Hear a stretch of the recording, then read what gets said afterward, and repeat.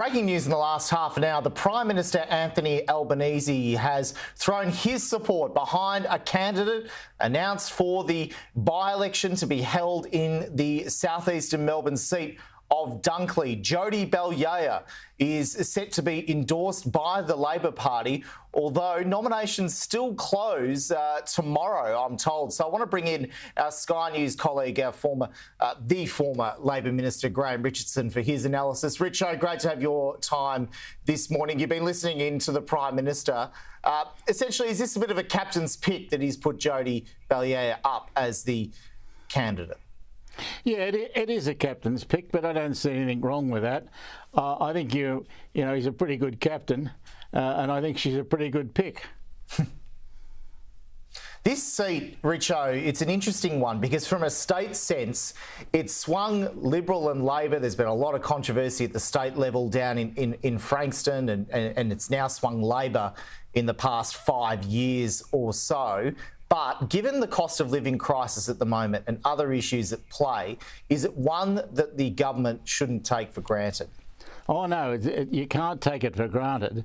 This is a pretty tough go. This, I mean, you do have conditions that are not necessarily conducive to everyone voting Labor. So I think the government's got to take it very seriously, and I'm sure they are. I think they've picked a pretty good candidate. It all looks good on the surface, and of course it's then a matter of how much time and effort Albo and Jim Chalmers primarily put into it.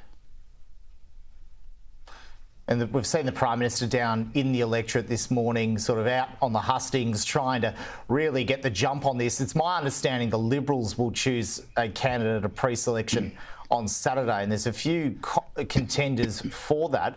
What would you be advising the Liberals if they were going to try and snatch this seat away from Labor? Well, I think there's only one thing you can do, and that's campaign on cost of living.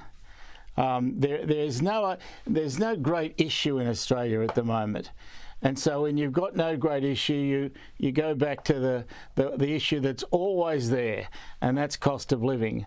And there are some points that the Liberals can make that things aren't perfect. So it'll be interesting to see how they go. Dutton's he needs a win, or at least he needs a really good performance, because I know that a lot of his colleagues are looking at him closely.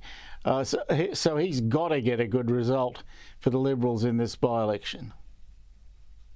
Melbourne hasn't really been a stronghold in the last year or so for the Liberals.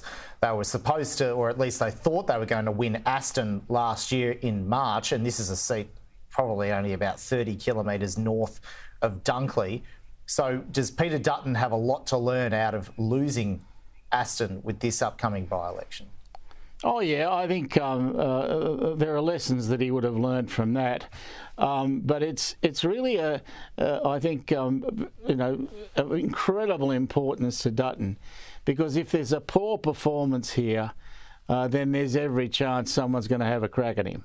It's the polls are okay for the Liberals at the moment, but that often happens mid-terms. It's really quite normal. So I don't think anyone gets excited by that, but it does help Dutton a bit, and I guess he needs some help, and the best help he can get is a really good result here.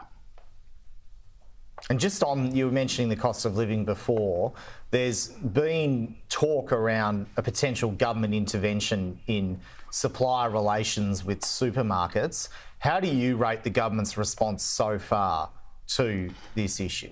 I don't think there's been much response so far, and there needs to be something decisive, because I think everybody's looking at this.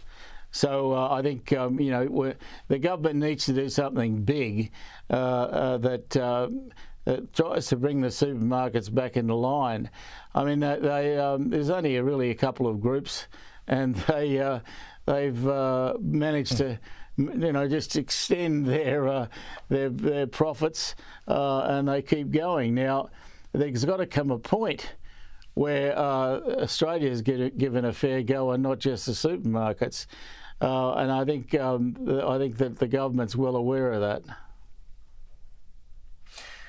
Rich, I appreciate your time as always this morning and your analysis. Thanks so much. Always a pleasure.